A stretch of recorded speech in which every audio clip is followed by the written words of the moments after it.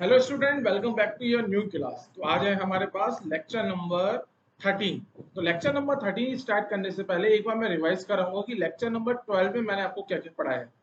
अगर मैं lecture number 12 की बात करूंगा तो हमने आपके साथ एक डिस्कस किया था topic. The name of the topic is mixing of solution. Mixing of solutions. तो मिक्सिंग ऑफ सॉल्यूशन से मैंने क्या बताया था कि जब भी आप सॉल्यूशन की मिक्सिंग करोगे तो मिक्सिंग कैसी होनी चाहिए, हमारी नॉन रिएक्टिव होनी चाहिए। मिक्सिंग कैसी होनी चाहिए, हमारी नॉन रिएक्टिव। तो इसके लिए मैंने आपको बताया भी था कि आप किस तरीके से मिक्सिंग को नॉन रिएक्टिव बना सकते हो। अगर आप एक एसिड सॉल्यूशन में एक दूसरा एसिड सॉल्यूशन मिला दो तो मिक्सिंग कैसी होगी, हमारे पास नॉन रिएक्टिव मिक्सिंग होगी और सॉल्यूशन की मिक्सिंग हो जाएगी। अगर हम बेस को ऐड कर दें, मतलब बेसिक सॉल्यूशन में दूसरा बेसिक सॉल्यूशन ऐड कर देंगे, तब भी हमारे पास एक क्या होगा, मिक्सिंग ऑफ सॉल्यूशन होगा, दैट इज नॉन रिएक्टिव। और लास्ट था हमारे पास, अगर हम सॉल्ट में सॉल्ट को ऐड करते हैं, मींस हम एक सॉल्ट सॉल्यूशन में दूसरा सॉल्ट सॉल्यूशन को ऐड करते हैं। पर यहाँ पे आपको ध्यान क्या देना है, at least at least one ion at least one ion should be common. At least एक आयन कैसा होना चाहिए, कॉमन होना चाहिए। क्या तो कैटायन कॉमन हो जाए या फिर एनायन कॉमन हो जाए। अब मिक्सिंग ऑफ सॉल्यूशन में हमने बताया कि दो टाइप की मिक्सिंग होती है। कौन कौन सी होती है, एक आइडियल होती है और एक नॉन आइडियल होती है। Ideal and non ideal. तो अगर आइडियल मिक्सिंग की बात करेंगे तो all the solution have the same density. All solutions all solution have same density. हर एक सॉल्यूशन की जो डेंसिटी होगी वो डेंसिटी कैसी होगी, सेम होगी। ठीक है। और अगर हम नॉन आइडियल मिक्सिंग की बात करेंगे तो नॉन आइडियल मिक्सिंग में solution have different density. Solutions have different different density. और इसमें मैंने इंपॉर्टेंट पॉइंट क्या बताया था कि जब तक आपको कुछ भी मेंशन नहीं हो क्वेश्चन में, तब तक आप एक आइडियल मिक्सिंग कंसीडर करोगे। और अगर क्वेश्चन में उसने आपको हर एक सॉल्यूशन की क्या दे दी है, डेंसिटी दे दी है, तो उस केस में आपको क्या करना पड़ेगा, नॉन आइडियल मिक्सिंग को कंसीडर करना पड़ेगा। और एक फॉर्मूला हमने यहाँ पे डिस्कस किया था। क्या डिस्कस किया था, जो भी मेरे पास एक फाइनल सॉल्यूशन आएगा, जब आप सॉल्यूशन की मिक्सिंग करोगे तो सॉल्यूशन की मिक्सिंग करने के बाद आपका क्या आएगा, एक फाइनल सॉल्यूशन आपको मिलेगा। तो उस फाइनल सॉल्यूशन में जिस सब्सटेंस की भी आप मोलैलिटी निकालना चाहते हो, फाइनल सॉल्यूशन में जिस सब्सटेंस की भी आप मोलैलिटी निकालोगे, तो कैसे निकालेंगे, उस फाइनल सॉल्यूशन में उसी सब्सटेंस के हमें मोल्स देखने हैं और हमें डिवाइड करना पड़ेगा the volume of final solution. याद रखना है, तो मोल की यूनिट हो जाएगी मोल्स और वॉल्यूम हम किस में पुट करेंगे, इन लीटर। ये पॉइंट हमें याद रखना है। उसके बाद हमने कुछ क्वेश्चन सॉल्व किए थे। तो मैंने आपसे कहा भी था कि जब मैं नेक्स्ट क्लास जब स्टार्ट करूंगा तो उस नेक्स्ट क्लास में पहले मैं मिक्सिंग ऑफ सॉल्यूशन के कुछ क्वेश्चन कराऊंगा, क्योंकि लास्ट क्लास में मैंने मिक्सिंग ऑफ सॉल्यूशन का एक ही क्वेश्चन कराया था। तो पहले बेटा हम क्या करेंगे, आज क्लास में मिक्सिंग ऑफ सॉल्यूशन के कुछ क्वेश्चन करेंगे। उसके बाद फिर हम आज का एक थ्योरी टॉपिक पढ़ेंगे। ठीक है, चलो तो स्टार्ट हो जाओ फटाफट। तो ये है मेरे पास लेक्चर नंबर 13। और मैं हूं आपका टीचर, मेरा नाम है अंकित सक्सेना और लाया हूं मैं आपके लिए अपना नया क्वेश्चन आज। तो क्वेश्चन क्या है कि determine the OH concentration in final solution prepared by this. तो आपको बेटा तीन सॉल्यूशन गिवन है। This is the solution number 1। तो सॉल्यूशन नंबर 1 में हमें क्या गिवन है, NaOH एक्वस। ठीक है, इस सॉल्यूशन का वॉल्यूम कितना था, 100 ml। और इस सॉल्यूशन की मोलैलिटी कितनी थी, 0.2 मोलर। फिर हमने एक दूसरा सॉल्यूशन लिया। दूसरा सॉल्यूशन है हमारे पास BaOH का होल ट्वाइस एक्वस, जिसको हम बोलेंगे बेरियम हाइड्रोक्साइड एक्वस सॉल्यूशन। तो इस सॉल्यूशन का जो वॉल्यूम है 100 ml का ही ये वॉल्यूम है इस सॉल्यूशन का भी। और इस सॉल्यूशन की जो मोलैलिटी है वो है 0.1 मोलर। और आपने क्या ऐड करा, आपने 300 ml इसमें वाटर को ऐड करा। ठीक है, समझ में आ गया कौन कौन से सॉल्यूशन है। This is solution number 1। Solution number 2, अगर हम वाटर की बात करते हैं तो वाटर को आप एज ए सॉल्वेंट ले सकते हो। वाटर क्या हो गया, एक सॉल्वेंट हो गया। ठीक है, अब हो क्या रहा है, यहाँ देखो, जब आपने इनकी मिक्सिंग करी, आफ्टर मिक्सिंग, तो आफ्टर मिक्सिंग करने के बाद जो मेरा ये फाइनल सॉल्यूशन होगा, ये मेरे पास क्या है बेटा, एक तो फाइनल सॉल्यूशन, इसको मैं बोल सकता हूं अपना फाइनल सॉल्यूशन। तो इस फाइनल सॉल्यूशन के अंदर क्या होगा, इस फाइनल सॉल्यूशन के अंदर होगा NaOH एक्वस प्लस BaOH का whole twice aqueous plus water. तो अगर आप ये बताओ इस क्वेश्चन में आपको क्या हर एक सॉल्यूशन की डेंसिटी गिवन थी? नहीं गिवन थी। तो आप इसको क्या कंसीडर करोगे? इसको आप कंसीडर करोगे एक आइडियल मिक्सिंग। हम इसे क्या कंसीडर करेंगे? अपनी आइडियल मिक्सिंग। और अगर हम आइडियल मिक्सिंग कंसीडर करेंगे तो फाइनल सॉल्यूशन का वॉल्यूम आप निकाल सकते हो। तो फाइनल सॉल्यूशन का वॉल्यूम कितना हो जाएगा? हर एक सॉल्यूशन के इंडिविजुअल वॉल्यूम को ऐड करो तो फाइनल सॉल्यूशन का वॉल्यूम आपको मिल जाएगा। तो फाइनल सॉल्यूशन के वॉल्यूम की अगर मैं बात करता हूं तो फाइनल सॉल्यूशन का वॉल्यूम हो जाएगा 100 प्लस 100 प्लस 300 ml।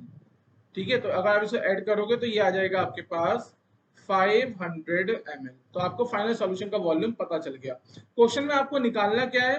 क्वेश्चन में आपको निकालना है the concentration of OH minus in the final solution. तो अब हम यहाँ देखो बेटा, अगर मैं अपने सॉल्यूशन नंबर 1 की बात करता हूँ, मैं यहाँ पे बता रहा हूँ सॉल्यूशन नंबर 1 की बात करता हूँ।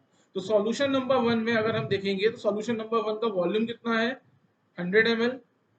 और सॉल्यूशन नंबर 1 की जो मोलालिटी है वो आपको कितनी गिवन है? 0.2 मोलर। ठीक है, तो 100, ठीक है, तो आप क्या कर सकते हो? आप सॉल्यूशन 1 में NaOH के मोल्स निकाल सकते हो। तो NaOH के मोल्स कैसे निकालेंगे? मोलारिटी इनटू वॉल्यूम से। तो आपने यहाँ से क्या करा? मोल्स निकाले NaOH के। तो NaOH के जब आप मोल्स निकालोगे तो वॉल्यूम इनटू मोलारिटी कर दोगे, क्योंकि मोलारिटी क्या होता है? Molarity is moles of the solute divided by the volume of the solution. अभी हमने क्या करा? सिर्फ सॉल्यूशन 1 की बात कर रहे हैं। तो सॉल्यूशन 1 में अगर हम देखें NaOH के कितने मोल्स होंगे तो आप क्या करोगे? वॉल्यूम इनटू मोलारिटी करोगे। अब यहाँ पे ध्यान देना कि हमारे पास जो वॉल्यूम है वो वॉल्यूम कितना है बेटा? 100 ml। ठीक है, और जो मोलैरिटी है, मोलैरिटी कितनी है? 0.2 मोलर। ठीक है, जब हम इसको सॉल्व करेंगे तो ये आ जाएगा हमारे पास 20 मिली मोल। आई होप यहाँ पे कोई डाउट नहीं होगा आपको, क्योंकि आपने वॉल्यूम किस में पुट करा है? एमएल में। अगर वॉल्यूम में एमएल में पुट करूंगा तो मोलैरिटी क्या हो जाएगी? 20 मिली मोल्स। यहाँ तक समझ में आ गया? चलो अब मैं बात करता हूँ सॉल्यूशन नंबर 2 की। सॉल्यूशन नंबर 2 की मैं यहीं पे डिस्कस करता हूँ। सॉल्यूशन 2। तो सॉल्यूशन 2 में आप देखोगे बेटा, हमारे पास जो सॉल्यूशन है वो है बेरियम हाइड्रोक्साइड का एक्वा सॉल्यूशन। इस बेरियम हाइड्रोक्साइड का जो एक्वा सॉल्यूशन का वॉल्यूम है वो 100 ml है। और इसकी जो मोलैरिटी है, मोलैरिटी हमें कितनी गिवन है? 0.1 मोलर। इसका मतलब अगर मैं यहाँ से मोल्स ऑफ, थोड़ा सा स्पेस बना देता हूं मैं, अगर मैं यहाँ पे आपसे mole of BaOH whole twice पूछूंगा तो अगेन हम फॉर्मूला क्या लगा देंगे अपना? Volume into molarity. तो कितने मोल आ जाएंगे? 100 ml इंटू 0.1 मोलर। मल्टीप्लाई करेंगे तो ये आ जाएगा 10 मिली मोल। ये आपको ध्यान रखना है। आपने क्या करा? आपने सॉल्यूशन 1 के अंदर NaOH के कितने मोल्स थे आपने वो निकाले। फिर आपने सॉल्यूशन नंबर 2 के अंदर बेरियम हाइड्रोक्साइड के कितने मोल्स थे वो निकाले। तो सॉल्यूशन नंबर 1 में NaOH के मोल्स आ रहे हैं 20 मिली मोल्स, और सॉल्यूशन नंबर 2 में बेरियम हाइड्रोक्साइड के जो मोल्स आ रहा है दैट इज 10 मिली मोल। अगर आप वाटर की बात करेंगे बेटा तो वाटर क्या होता है? न्यूट्रल होता है, न्यूट्रल होगा। ठीक है, अब आप देखो, अगर हम NaOH की बात करेंगे तो NaOH क्या है? बेस होता है। NaOH हमारा क्या है? बेस है। अगर मैं बेरियम हाइड्रोक्साइड की बात करूंगा तो बेरियम हाइड्रोक्साइड भी क्या है? बेस। बेस की डेफिनेशन अगर हम बताएं, कैसे बताएं? और अगर हम आर्हेनियस कॉन्सेप्ट यूज करें तो according to Arrhenius concept acid एक ऐसा सब्सटेंस होता है जो कि H प्लस आयन डोनेट करता है, और बेस एक ऐसा सब्सटेंस होता है जो कि OH माइनस आयन को डोनेट करता है। ठीक है, अब तक आई थिंक समझ में आ गया। अब आपको क्वेश्चन में फाइंड आउट क्या करना है वो देखो। आप क्वेश्चन में हमें फाइंड आउट करना है what is the concentration of OH minus in the final solution. तो मैं थोड़ा सा इसको स्क्रॉल डाउन कर देता हूँ। हमें निकालना है concentration of OH minus ions in final solution. तो आप क्या करोगे?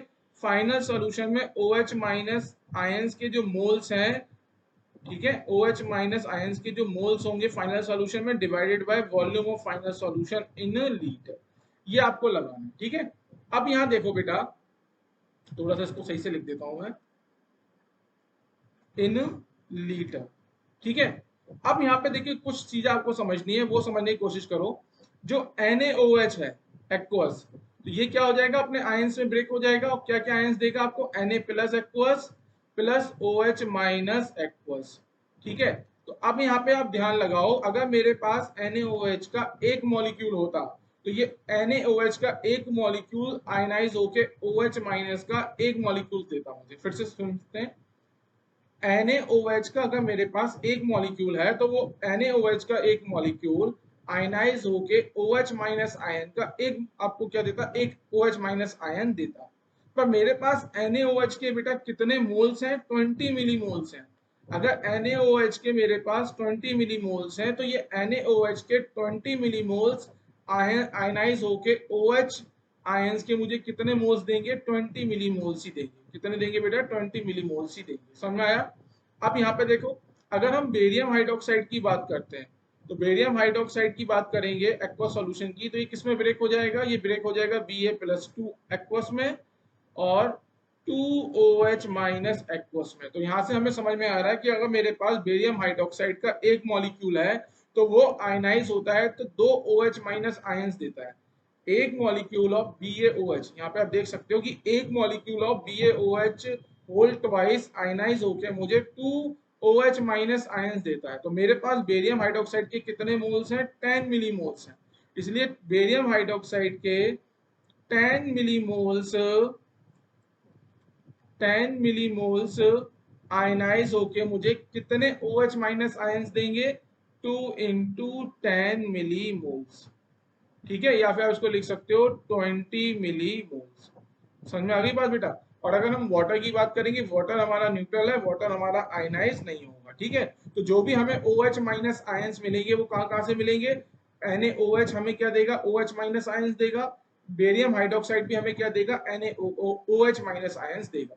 तो OH माइनस आयंस के अगर हम टोटल मोल्स की बात करते हैं फाइनल सॉल्यूशन में तो कितने हो जाएंगे, तो बेटा यहाँ देखो, एक तो OH माइनस आयंस हमें मिले कहां से, NaOH से, और कितने मिले हमें, 20 मिलीमोल्स। और हमें OH माइनस आयंस मिले बेरियम हाइड्रोक्साइड से, और कितने मिले, ये भी हमें मिले 20 मिलीमोल्स। समझ में आ गई बात? ये भी कितने हो गए, 20 millimoles divided by volume of the final solution in litre.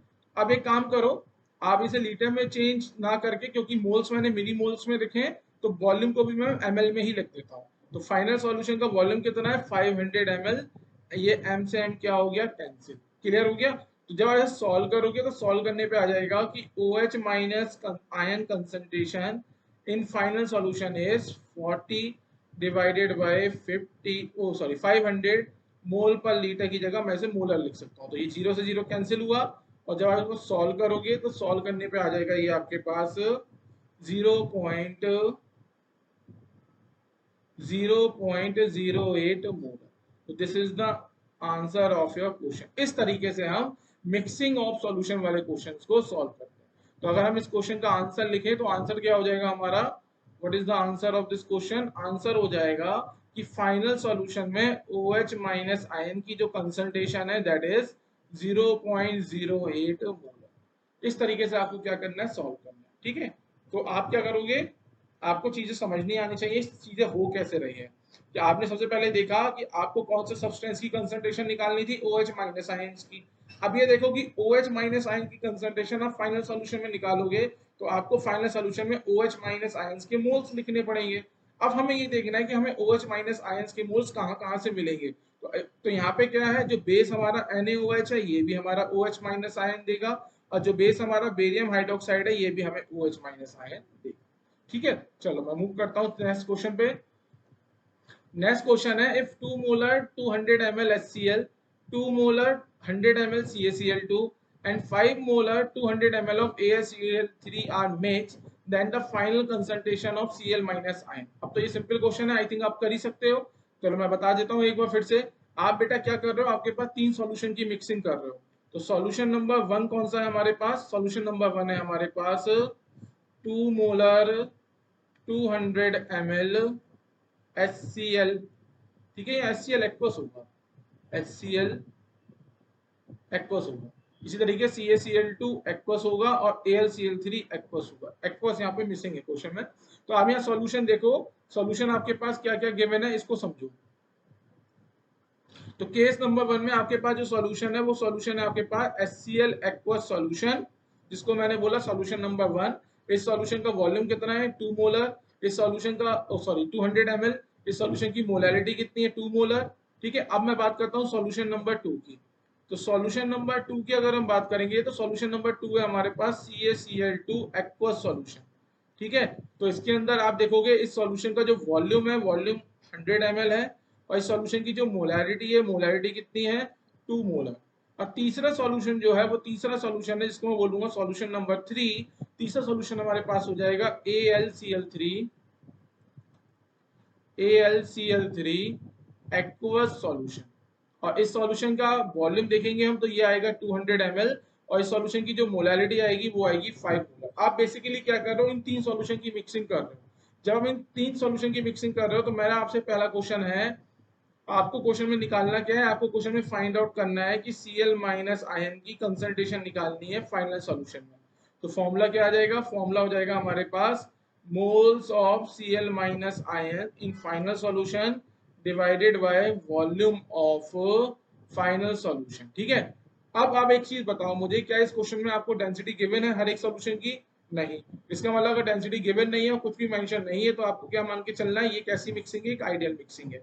तो आइडियल मिक्सिंग है तो फाइनल वॉल्यूम जो हो जाएगा, जो फाइनल वॉल्यूम हो जाएगा सॉल्यूशन का आफ्टर मिक्सिंग, तो वो वॉल्यूम होगा 200 प्लस 100 प्लस 200 ml। तो फाइनल वॉल्यूम हमारे पास कितना आ जाएगा, फाइनल वॉल्यूम हमारे पास आ जाएगा 500 ml। अब बेटा देखो, मैं पूरा डिटेल से नहीं कराने वाला हूँ क्वेश्चन, अब शॉर्ट में करना सीखो। आपको क्या करना है, Cl माइनस आयन की फाइनल सॉल्यूशन में कंसंट्रेशन निकालनी है आपको। अब यहाँ देखिए, मैं कलर चेंज करके बताता हूँ कि आपको Cl माइनस आयन्स कहाँ कहाँ से मिलेगा। HCl भी क्या करेगा, जब आयनाइज होगा तो H प्लस एक्वस और Cl माइनस एक्वस में ब्रेक हो जाएगा। जब मेरे पास CaCl2 है, ये CaCl2 जब आयनाइज होगा तो ये Ca प्लस 2 एक्वस और 2Cl माइनस एक्वस में क्या हो जाएगा, आयनाइज हो जाएगा।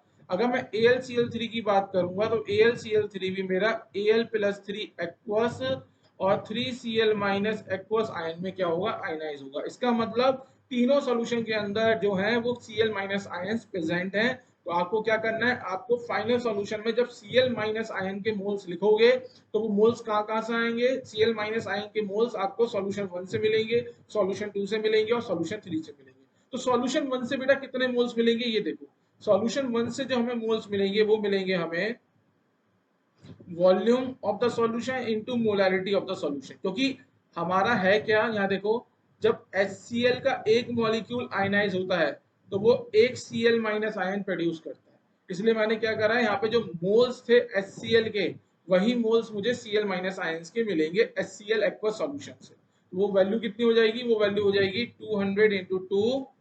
क्लियर है। अब आगे देखो, अब यहाँ पे समझने की कोशिश करो, जब CaCl2 का एक्वस सॉल्यूशन है, मतलब अगर मेरे पास CaCl2 का एक मॉलिक्यूल होता तो CaCl2 का एक मॉलिक्यूल आयनाइज होके कितने मोल्स, कितने आयंस दे रहा है, Cl माइनस के 2 ions of Cl minus produce कर रहा है। फिर से समझो, CaCl2 का एक मॉलिक्यूल आयनाइज होके 2 Cl माइनस आयंस को प्रोड्यूस कर रहा है।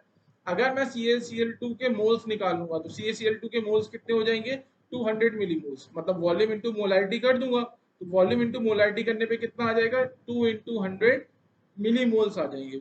तो यहाँ समझो, जब एक CaCl2 है वो आयनाइज होके दो आपको क्लोरीन Cl माइनस आयन दे रहा है, तो आपको 20 मिलीमोल आयनाइज होके कितने, 20 मिलीमोल आयनाइज होके कितने Cl माइनस आयन देंगे, तो ये वैल्यू हो जाएगी 2 इंटू 100 इंटू 2। ठीक है। कैसे आया, एक बार खुद से समझने की कोशिश करो। अब पूरा डिटेल से चीजें नहीं बताएंगे क्योंकि टाइम कंज्यूमिंग होती है। अब AlCl3 की बात करो तो AlCl3 आयनाइज होके, एक AlCl3 का मॉलिक्यूल आयनाइज होके आपको 3 Cl माइनस आयंस दे रहा है।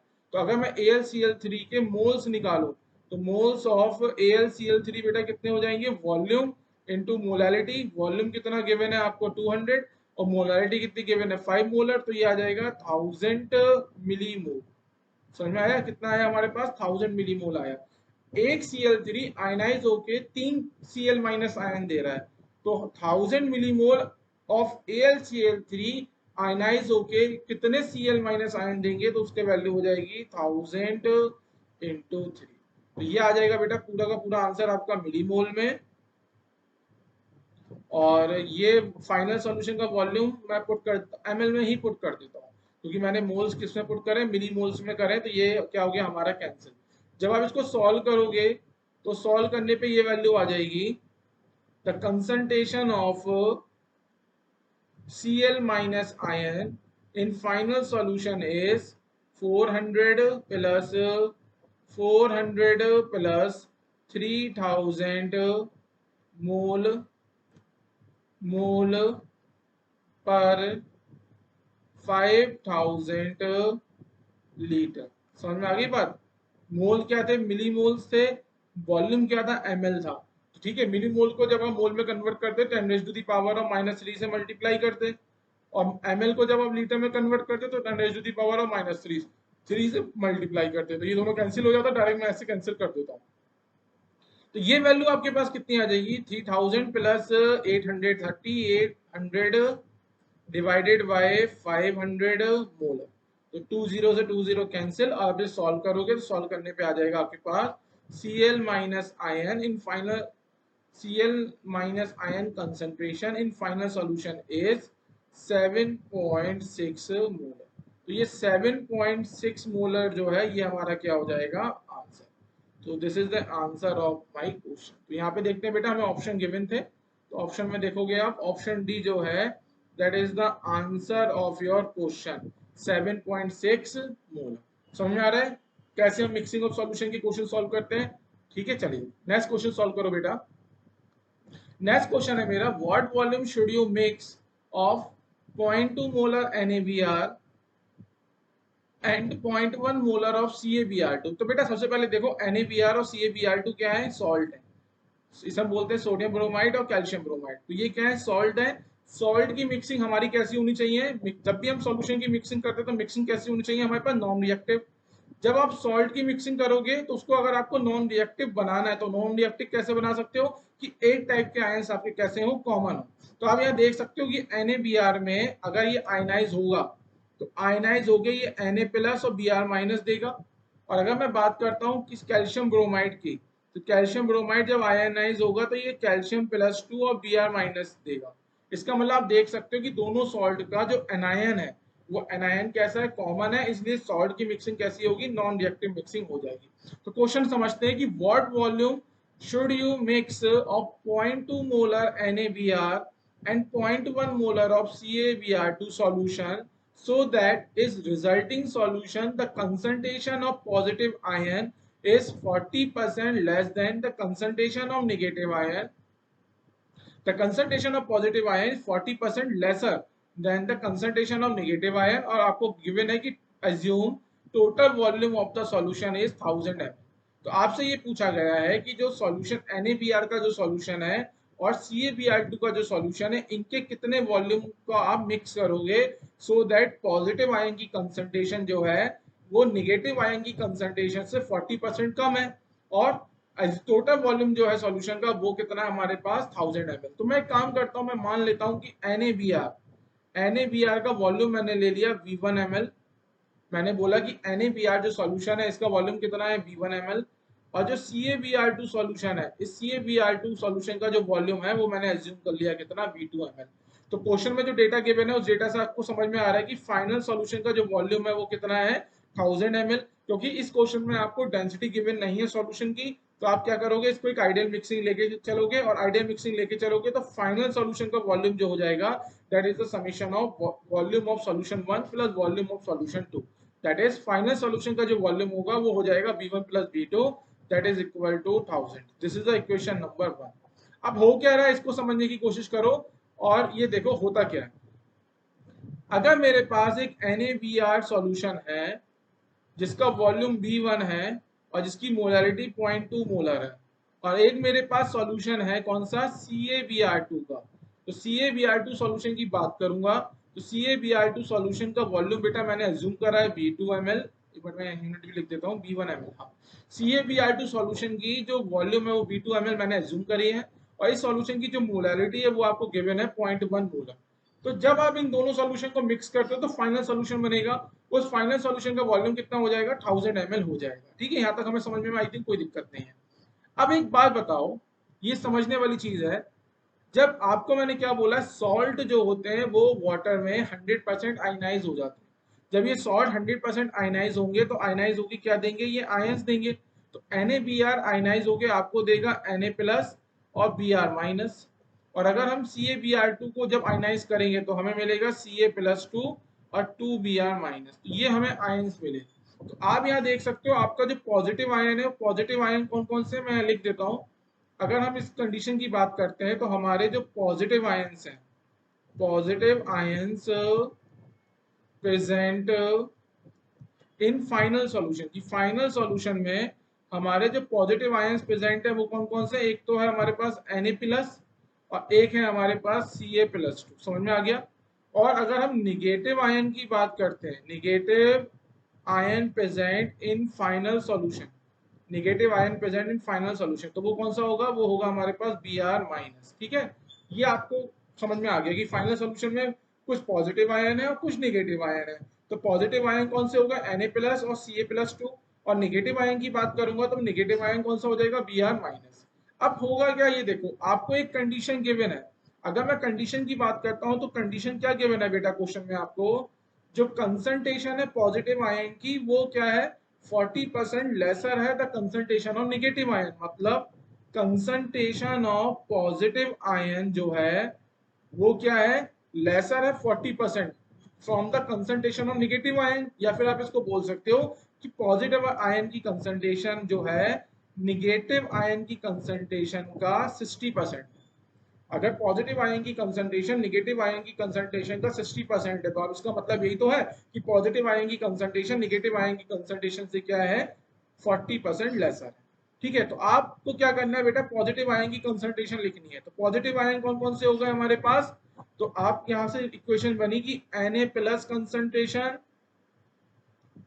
Plus Ca+2 concentration is equal to 60/100 concentration of Br-। ये आपको हो गई इक्वेशन नंबर 1। ये आपको समझ में आना चाहिए क्वेश्चन में कंडीशन क्या गिवन थी, कैसे मैंने यूज करा। अब आपको क्या करना है बेटा, आपको गिवन डेटा यूज करना है और गिवन डेटा के साथ इस इक्वेशन में वैल्यू पुट करनी है। ठीक है, अब यहाँ देखिए आप, अगर मैं यहाँ आपसे पूछूं कि NaBr सॉल्यूशन का वॉल्यूम V1 ml है, NaBr सॉल्यूशन की जो मोलैलिटी है 0.2 है, तो मैं अगर मैं मोल ऑफ NaBr पूछूं तो मोल ऑफ NaBr कितना हो जाएगा, 0.2 V1 मिलीमोल हो जाएगी। समझ में आ रही है। इसी तरीके से अगर मैं CaBr2 सॉल्यूशन की बात करता हूं तो CaBr2 सॉल्यूशन का जो वॉल्यूम है वो V2 ml है और CaBr2 सॉल्यूशन की जो मोलैलिटी है वो 0.1 मोलर है। तो CaBr2 के अगर हम मोल निकालें, मोल किसके निकालें हम, CaBr2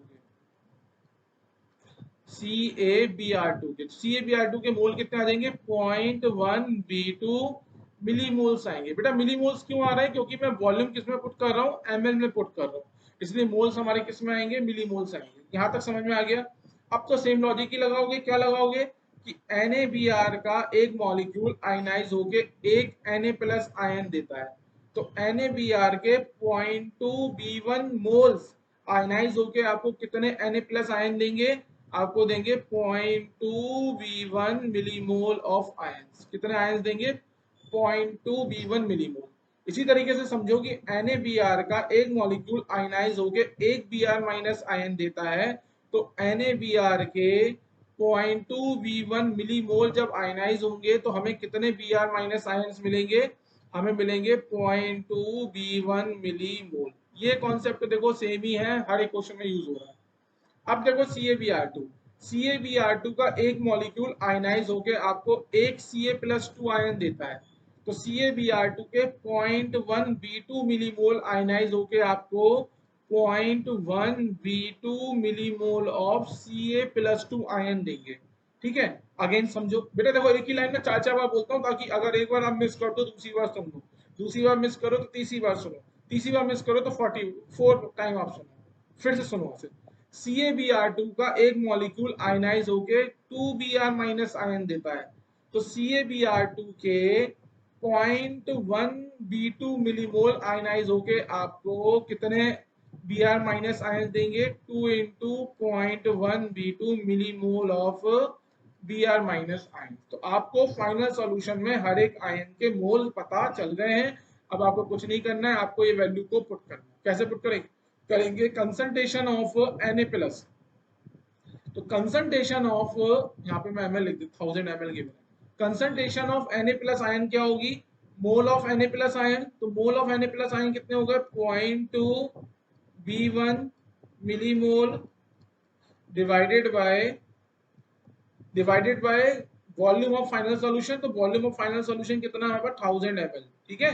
फाइनल सॉल्यूशन का वॉल्यूम कितना 1000 ml बेटा, क्योंकि हमने एक चीज ध्यान रखो, Na प्लस आयन आपको सिर्फ NaBr ही देगा, CaBr2 आपको Na प्लस आयन कभी नहीं देगा। तो जो भी हमें Na प्लस आयन मिलने वाला है वो कहाँ से मिलने वाला है, NaBr सॉल्यूशन से। अब देखो Ca+2 आयन की कंसंट्रेशन लिखो, तो Ca+2 आयन हमें कहाँ से मिलेगा, CaBr2 सॉल्यूशन से ही मिलेगा बस। तो कितना मिलेगा, इसके मोल्स लिखो, मोल्स आ जाएंगे इसके 0.2B2 millimole divided by 1000 ml is equal to 60/100 Br minus ion concentration. अब Br माइनस आयन कंसंट्रेशन हमें देखना पड़ेगा कि Br माइनस आयन हमें कहाँ कहाँ से मिलेगा। NaBr भी हमें Br माइनस आयन देगा और CaBr2 भी हमें Br माइनस आयन देगा। इसका मतलब Br माइनस आयन के मोल्स हमें दो सॉल्यूशन से मिलेंगे, तो दोनों को हमें ऐड करके लिखना पड़ेगा।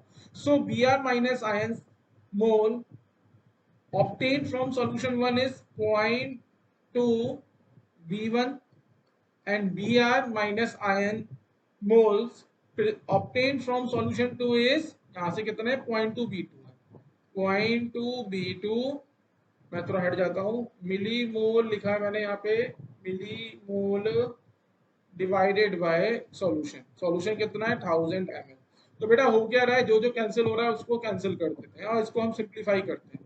जब आप सिंप्लीफाई करोगे तो सिंप्लीफाई करने पे आ जाएगा 0.2B1 plus 0.2B2 is equal to 1000, 1000 और 1000, यहाँ से क्या हो गया, कैंसिल हो गया, और ये 6 0 से 0 कैंसिल हो गया, तो 6/10 0.2B1 प्लस 0.2B2, ठीक है। तो आप देखोगे इक्वेशन से 0.2 भी क्या हो गया, कैंसिल। तो ये आया मेरे पास 10B1 plus 10B2 is equal to 6B1 plus 6B2। आप जब इसे सॉल्व करोगे, आई थिंक 10 6, एक बार ना थोड़ा सा चेक करते हैं कहीं पे कोई मिस्टेक हो गई है क्या, एक बार इसको चेक करना पड़ेगा। आई थिंक क्वेश्चन में कुछ मिस्टेक हो गई है। मोलैरिटी 0.2 है, मोलैरिटी 0.1 है। एक मिनट रुको बेटा, मैं जरा एक मिनट के लिए वीडियो पॉज कर रहा हूँ, एक बार क्वेश्चन चेक कर लेता हूँ ताकि आप लोग का टाइम सेव कर पाऊँ। हाँ, तो ये मुझे दिख गया। गलती क्या की है बेटा मैंने, जो Ca+2 के जो मोल्स हैं वो 0.1B2 है। वो कितने हैं मेरे पास, 0.1B2, और मैंने यहाँ पे क्या करा है, यहाँ पे मैंने इसे 0.2B2 कर दिया। तो यहाँ पे एक मिस्टेक है बेटा, इसको जरा करेक्ट करेंगे सब लोग। यहाँ पे 0.1B2 आएगा, जब इसे 0.1B2 आएगा तो यहाँ पे ये कैंसिल नहीं होगा। तो एक काम करता हूँ, मैं इस वाले स्टेप को यहाँ से हटा देता हूँ, यहाँ से मैं फिर से कर देता हूँ, इसको मैं यहाँ से डिलीट कर देता हूँ। गलती ना पता चल जाती क्वेश्चन सॉल्व करते करते, थोड़ा सा भी कंसंट्रेशन हटता है, मिस्टेक हो जाती है। यही आपको बनाना है आपका, जब एग्जाम आप देने जाओ तो ऐसी मिस्टेक आपसे नहीं हो, ठीक है। चलो, तो हमने क्या बोला, यहाँ से जब इसे सिंप्लीफाई करेंगे तो ये आ जाएगा 0.2B1 plus 0.1B2 is equal to 6/10 0.2B1 plus 0.2B2। इसको आप सॉल्व करेंगे। गलती क्या हुई थी कि मैंने जो Ca+2 आयंस की कंसंट्रेशन लिखी थी वो 0.2B2 लिख दी थी, वो गलत दिख दिया।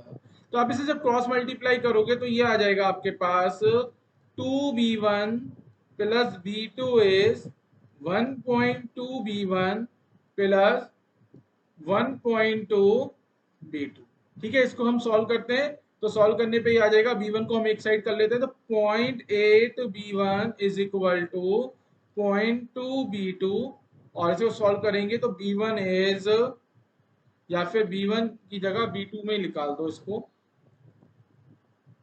B2 is 0.8 divided by 0.2B1, इसको सॉल्व करेंगे तो 4B1। तो यहाँ से आपको B1 B2 में एक रिलेशन मिल गया। क्या रिलेशन मिला है कि B2 is equal to 4 time of B1, B2 is equal to 4 time of B1, ठीक है। अब यहाँ देखिए एक इक्वेशन आपके पास स्टार्टिंग में थी, वो इक्वेशन क्या थी कि B1 प्लस B2 इज 1000, कि B1 और B2 की वैल्यू कितनी है हमारे पास 1000 है, B1 B2 की वैल्यू हमारे पास कितनी है 1000। तो इस इक्वेशन को यूज कर लेते हैं हम। From equation one V1 plus B2 is equal to 1000। अब B2 की वैल्यू यहाँ पुट कर दो, B2 क्या है 4 times of B1, so 5B2 is 1000। तो B2 की वैल्यू आ जाएगी बेटा 200 ml, सॉरी ये B2 नहीं B1 की वैल्यू है। B2 की वैल्यू हमने पुट करी 4B1, तो ये आया 5B1 इज इक्वल टू 1000। तो यहाँ से B1 की वैल्यू आ गई हमारे पास 200 ml। तो B1 की वैल्यू कितनी आ गई 200 ml, और B2 की वैल्यू हमारे पास कितना आ जाएगा 800 ml। तो B2 की वैल्यू हमारे पास कितना आ जाएगा 800 ml। एक बार आप भी चेक कर लेना क्वेश्चन को, हो जाता है बेटा कभी कभी कराते कराते। तो ये आपसे पूछा गया था कि what volume should you mix. तो मिक्स करने पे हमने देखा कि B1 की वैल्यू हमारी कितनी आ रही है, B1 की वैल्यू आ रही है हमारी 200 ml, और B2 की वैल्यू हमारे पास कितनी आ रही है 800 ml। ठीक है, तो आज तरीके से हमें क्या करना है, मिक्सिंग ऑफ सॉल्यूशन वाले क्वेश्चन को सॉल्व करना है। तो अब मैं यहाँ लेके आता हूँ last question of mixing of solution का। इस क्वेश्चन को हम एक सॉल्व करेंगे, सॉल्व करने के बाद हमें चीज समझ में आएगी। तो एक बार क्वेश्चन मैं रीड करता हूँ कि when BML of 2.2 molar H2SO4 solution mix with 10 BML of water, the volume contraction of 2% take place, calculate the molality of diluted solution। Okay, तो ये वाला जो क्वेश्चन है ये डाइल्यूशन ऑफ सॉल्यूशन का क्वेश्चन है। हो क्या रहा है इस क्वेश्चन को समझो। आपके पास एक H2SO4 का सॉल्यूशन था, आपके पास क्या था एक H2SO4 सॉल्यूशन। ठीक है, इस H2SO4 सॉल्यूशन का जो वॉल्यूम है वो VmL है, इस H2SO4 सॉल्यूशन की जो मोलैलिटी है वो 2.2 मोलर है। अब आप कर क्या रहे हो, आप इस सॉल्यूशन के अंदर मिक्स कर रहे हो, क्या मिक्स कर रहे हो 10 ml of water. 10 ml of water को आपने क्या करा है मिक्स करा है। मिक्स करने पे हो क्या रहा है, वॉल्यूम कॉन्ट्रैक्शन हो रहा है 2% का। After mixing after mixing after mixing क्या होगा, वॉल्यूम कॉन्ट्रैक्शन हो रहा है, वॉल्यूम का कॉन्ट्रैक्शन हो रहा है। और कितना हो रहा है वॉल्यूम कॉन्ट्रैक्शन, वॉल्यूम कॉन्ट्रैक्शन हमारा 2% का हो रहा है। तो आपसे पूछा है calculate the molality of diluted solution. बेटा देखो, आपने सॉल्यूशन में वाटर को ऐड किया है, तो बेसिकली आपने सॉल्यूशन का क्या करा है डाइल्यूशन किया है। तो आप क्या कर रहे हो डाइल्यूशन ऑफ सॉल्यूशन। तो डाइल्यूशन ऑफ सॉल्यूशन की अगर हम बात करेंगे तो आफ्टर डाइल्यूशन ये है हमारा सॉल्यूशन। तो आफ्टर डाइल्यूशन जो सॉल्यूशन है, वो सॉल्यूशन का क्या मुझे बता सकते हो वॉल्यूम कितना होगा। आफ्टर डाइल्यूशन जो सॉल्यूशन आएगा, उस सॉल्यूशन का जो वॉल्यूम होगा उसको मैं लेता हूँ बी फाइनल। और वो बी फाइनल वॉल्यूम क्या होगा, क्योंकि आप यहाँ देख सकते हो कि हमें कोई भी सॉल्यूशन की डेंसिटी गिवन नहीं है। अगर वाटर की तो चलो डेंसिटी गिवन की जरूरत ही नहीं है, वाटर की डेंसिटी 1 ग्राम पर ml होती है 4 डिग्री सेंटीग्रेड पे, पर हमें H2SO4 सॉल्यूशन की तो डेंसिटी गिवन नहीं है। तो मैं क्या करता हूँ, इसका एक आइडियल सॉल्यूशन ले लेता हूँ। अगर मैं इसको एक आइडियल मिक्सिंग ले लेता हूँ, और अगर मैं आइडियल मिक्सिंग लूंगा तो फाइनल वॉल्यूम क्या हो जाएगा, H2SO4 सॉल्यूशन का वॉल्यूम प्लस आपने जितना इसमें वाटर को ऐड करा है, आपने वाटर कितना ऐड करा है 10 ml। तो फाइनल जो वॉल्यूम होगा वो कितना आना चाहिए, वो वॉल्यूम आना चाहिए 11 ml। पर ये कह रहा है कि जब आप मिक्सिंग करते हो तो 2% का वॉल्यूम कॉन्ट्रैक्शन हो जाता है। तो जो आपने ये BF की वैल्यू फाइंड आउट की है, ये आपने आइडियल वैल्यू फाइंड आउट की है कि आइडियली इतना आफ्टर मिक्सिंग आइडियली इतना वॉल्यूम हो जाना था, पर इतना वॉल्यूम नहीं हो रहा है क्योंकि 2% का क्या आ रहा है वॉल्यूम का कॉन्ट्रैक्शन। तो अगर मैं यहाँ पे रियल वॉल्यूम फाइंड आउट करूं, रियल वॉल्यूम फाइनल सॉल्यूशन का फाइंड आउट करूं, तो वो क्या होगा आइडियल वॉल्यूम का 98% होगा, क्योंकि 2% कॉन्ट्रैक्शन हुआ है। अगर 2% कॉन्ट्रैक्शन हुआ है इसका मतलब जो आफ्टर मिक्सिंग जो रियल वॉल्यूम होगा सॉल्यूशन का वो 98% होगा ideal volume of the solution. तो आप यहाँ लिख सकते हो 98% ऑफ, मैं यहाँ थोड़ा स्पेस दे देता हूँ, 98% ऑफ फाइनल सॉल्यूशन मतलब volume of final solution ideal condition. तो ये वैल्यू जो आ जाएगी volume of final solution real में जो आएगा वो कितना आएगा 98/100 into volume of solution in ideal condition, वो कितना आ रहा है 11 V। ठीक है, अब तो बेटा डाइल्यूशन में कॉन्सेप्ट आपको पता ही है, डाइल्यूशन में आप क्या करते हो M1V1 is equal to M2V2 का इस वाले कॉन्सेप्ट का यूज करते हो, ठीक है। और आपसे क्वेश्चन में पूछा गया है, क्वेश्चन में आपसे पूछा गया calculate the molality of diluted solution. तो डाइल्यूटेड जो सॉल्यूशन है इसकी आपसे मोलैलिटी पूछी। तो एक काम करता हूँ बेटा, मैं इसको V1 ले लेता हूँ, इसको मैं M1 ले लेता हूँ, और ये हो जाएगा मेरे लिए M2, और ये मेरे लिए हो जाएगा V2। तो आप वैल्यू पुट करो, अपना आंसर निकालो। तो वैल्यू पुट करने पे अगर हम आंसर निकालेंगे तो हम क्या करते हैं, M1 की वैल्यू हम पुट करते हैं। M1 हमारे पास कितना है 2.2 मोलर, और V1 की वैल्यू कितनी है VmL is equal to M2, ये हमको फाइंड आउट करना है। और V2 की वैल्यू कितनी है 98/100 इंटू 11 VmL। तो क्या होगा, ml से ml कैंसिल और वॉल्यूम से वॉल्यूम भी कैंसिल। तो इसको जब सॉल्व करेंगे तो सॉल्व करने पे हमारे पास आंसर आएगा, मैं तो यूज करता हूँ कैलकुलेटर, आंसर आ जाएगा 2.2 इंटू 100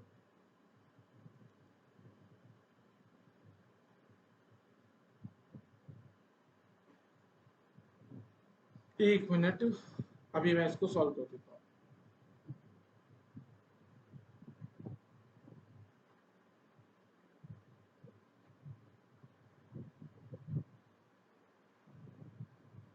तो ये आ रहा है आपके पास, एक बार को,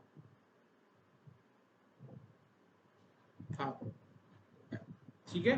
तो ये आपके पास आ रहा है 0.204 मोलर, 0.204 मोलर। समझ में आया करा क्या है मैंने? हमें H2SO, हमें एक सॉल्यूशन था H2SO4 सॉल्यूशन हमें गिवन था, उस H2SO4 सॉल्यूशन का आपको मोलैलिटी गिवन थी, उसका आपको वॉल्यूम गिवन था। तो मोलैलिटी कितनी थी 0.2 मोलर, और वॉल्यूम था मेरे पास BmL। अब मैंने इसके अंदर क्या करा है, मैंने इसके अंदर 10 BmL ऑफ वाटर को ऐड करा। वाटर को ऐड करने का मतलब मैंने क्या करा है, यहाँ पे डाइल्यूशन ऑफ सॉल्यूशन करा है। अगर मैं डाइल्यूशन ऑफ सॉल्यूशन करता हूँ यहाँ पे, तो आपका जो डाइल्यूटेड सॉल्यूशन है इसको हम क्या बोल सकते हैं, अपना डाइल्यूटेड सॉल्यूशन। ये मेरा क्या हो जाएगा बेटा, डाइल्यूटेड सॉल्यूशन। तो इस डाइल्यूटेड सॉल्यूशन का जो वॉल्यूम रियल आइडियली होना चाहिए था, वो कितना होना चाहिए था 11V। पर हो क्या रहा है, क्वेश्चन में बोला है कि 2% का कॉन्ट्रैक्शन हो रहा है। अगर 2% का कॉन्ट्रैक्शन हो रहा है, इसका मतलब हाँ 2% का क्या हो रहा है बेटा, कॉन्ट्रैक्शन हो रहा है। तो 2% का कॉन्ट्रैक्शन का मतलब है कि अब जो रियल वॉल्यूम है फाइनल सॉल्यूशन का, वो 98% है आइडियल वॉल्यूम का। तो यहाँ पे आइडियल वॉल्यूम कितना 11V, तो इस 11V का मैंने 98% निकाला, तो मुझे यहाँ से क्या मिला, रियल वॉल्यूम ऑफ सॉल्यूशन मिल गया, ठीक है। यहाँ से मुझे क्या मिला है, रियल वॉल्यूम ऑफ सॉल्यूशन मिल गया। फिर तो हमने अपना कॉन्सेप्ट यूज करा M1V1 is equal to M2V2, और यहाँ से सॉल्व करने पे हमारे पास मोलैलिटी आ गई ऑफ द डाइल्यूटेड सॉल्यूशन। तो ये आपका पार्ट हो गया है मिक्सिंग ऑफ सॉल्यूशन का। जितने टाइप के क्वेश्चन बन सकते थे उतने टाइप के क्वेश्चन हमने यहाँ पे आपको करा दिए। चलिए अब हम मूव करते हैं अपने आज का नेक्स्ट थ्योरी वाले टॉपिक पे, जिसका नाम है स्टोइकियोमेट्री। तो स्टोइकियोमेट्री समझने के लिए कुछ चीजें हमें समझनी है। क्या? सबसे पहले स्टोइकियोमेट्री की रिक्वायरमेंट क्या होती है, स्टोइकियोमेट्री का मतलब क्या है। अगर हम किसी भी केमिकल रिएक्शन में कोई भी अमाउंट रिलेटेड कैलकुलेशन करते हैं, उसी को हम बोलते हैं स्टोइकियोमेट्री। तो इसका आप पहले लिखो, मीनिंग क्या है, the amount related calculation in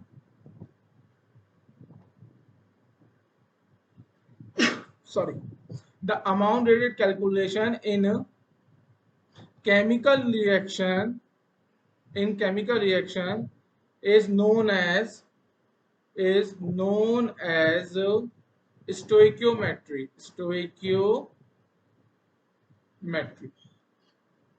किसी भी केमिकल रिएक्शन में जो भी अमाउंट रिलेटेड कैलकुलेशन आप करोगे उसको आप क्या बोलोगे, स्टोइकियोमेट्री बोलोगे।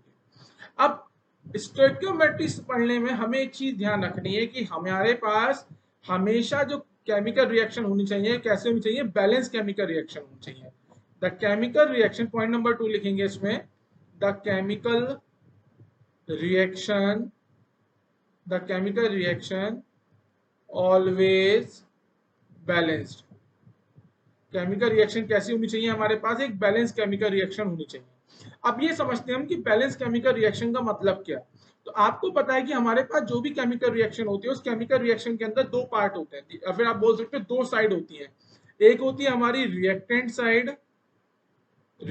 साइड और एक होती है हमारी प्रोडक्ट साइड। एक क्या होगी हमारी product side.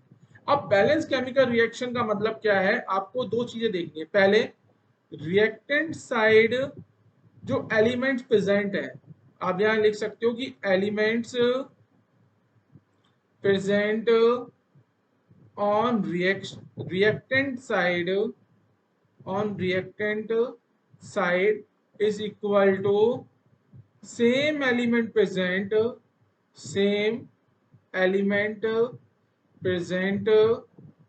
on product side, कि रिएक्टेंट साइड पे जो भी एलिमेंट प्रेजेंट है प्रोडक्ट साइड पे भी वही एलिमेंट प्रेजेंट होंगे। दूसरा पॉइंट यहाँ पे लिखेंगे, जो एलिमेंट्स हैं रिएक्टेंट साइड उनके जो एटम्स हैं, total number of atoms of each element present in reactant side, यहां लिखेंगे हम total number of atoms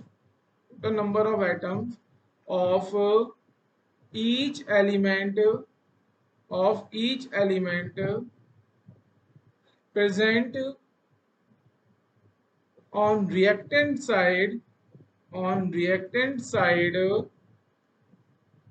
is equal to same number of atoms of same element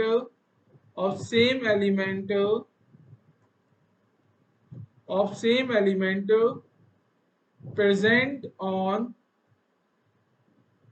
product side. मैं space दे देता हूं, product लिखा है मैंने यहाँ पे प्रोडक्ट साइड।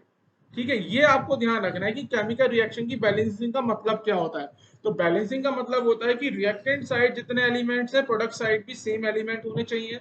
रिएक्टेंट साइड जितने एलिमेंट्स के एटम प्रेजेंट है प्रोडक्ट साइड भी उन एलिमेंट के same number of atom he present होने चाहिए। तो कुछ एग्जांपल लेता हूं, मैं उस एग्जांपल से समझाने में थोड़ा सा इजी हो जाएगा मेरे लिए। ठीक है, देखो, तो मैं केमिकल रिएक्शन लिख देता हूं। केमिकल रिएक्शन मैंने लिखी H2 plus 1H2 gas plus 1Y2 oxygen gas converted into H2O लिख।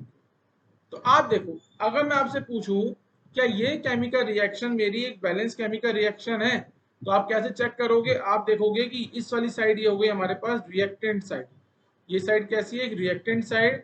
और रिएक्टेंट हमारे पास कौन कौन से हो गए, हाइड्रोजन हो गया एक रिएक्टेंट, और दूसरा रिएक्टेंट की बात करेंगे तो दूसरा रिएक्टेंट हो जाएगा हमारे लिए ऑक्सीजन। हाइड्रोजन गैस लिखना, हाइड्रोजन गैस और ऑक्सीजन गैस। और ये वाली साइड हो गई हमारे पास एक प्रोडक्ट साइड। तो प्रोडक्ट साइड में हमारे पास क्या अवेलेबल है, वाटर। प्रोडक्ट साइड में हमारे लिए क्या अवेलेबल है, वाटर अवेलेबल है। तो सबसे पहले देखो कि रिएक्टेंट साइड कौन कौन से एलिमेंट है। रिएक्टेंट साइड आपका हाइड्रोजन एलिमेंट है और एक ऑक्सीजन एलिमेंट है। प्रोडक्ट साइड भी आप देखो हाइड्रोजन एलिमेंट प्रेजेंट है और ऑक्सीजन एलिमेंट प्रेजेंट है। रिएक्टेंट साइड अगर मैं देखूं तो हाइड्रोजन एलिमेंट के कितने एटम है बेटा, 2 एटम है। ठीक है, 2 एटम। और ऑक्सीजन की बात करेंगे तो ऑक्सीजन एटम के बेटा कितने एटम प्रेजेंट हैं, 1/2 into 2 is equal to 1 atom. तो ऑक्सीजन एलिमेंट का एक एटम प्रेजेंट है। और प्रोडक्ट साइड की बात करेंगे तो प्रोडक्ट साइड में हाइड्रोजन एलिमेंट के 2 एटम है और ऑक्सीजन एलिमेंट का 1 एटम है। तो हाइड्रोजन के हो गए 2 एटम और ऑक्सीजन का हो गया मेरे पास 1 एटम। इसका मतलब जो मैंने कंडीशन लिखी है किसी भी बैलेंस केमिकल रिएक्शन की, वो कंडीशन क्या हो रही है, fulfil.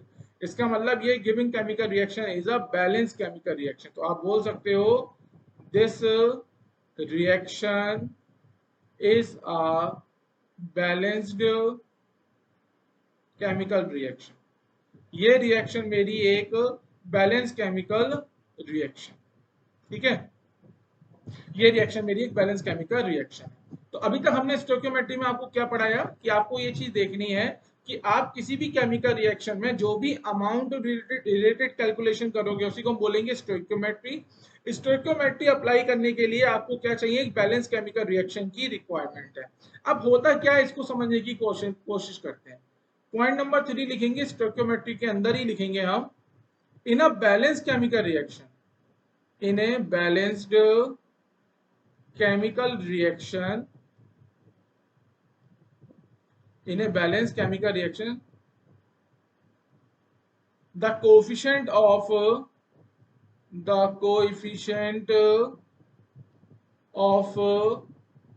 all substance, coefficient of all substances is known as stoichiometric coefficient.